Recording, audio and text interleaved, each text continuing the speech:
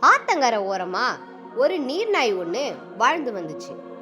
அந்த நீர்நாய் மற்ற மீன்களோட சந்தோஷமா குதிச்சு விளையாடுச்சு.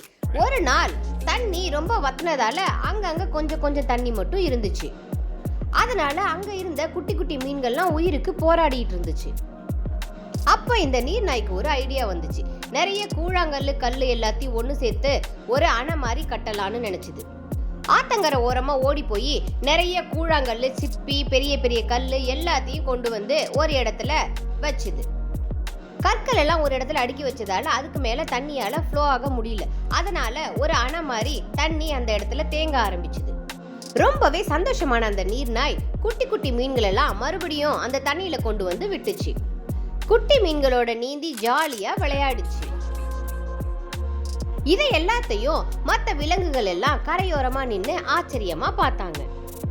கொஞ்ச நாள்லயே நல்ல மழையும் பெய்ய ஆரம்பிச்சுது. ஆனா அந்த நீர்நாய் கட்டின அணை மட்டும் உடையாம அப்படியே இருந்துச்சு. நைட் டைம்ல அது மீன்களோட சந்தோஷமா துள்ளி குதிச்சு விளையாடுச்சு. ஒரு சின்ன பில்டரால கூட இந்த உலகத்தை சேஞ்ச் பண்ண முடியும்.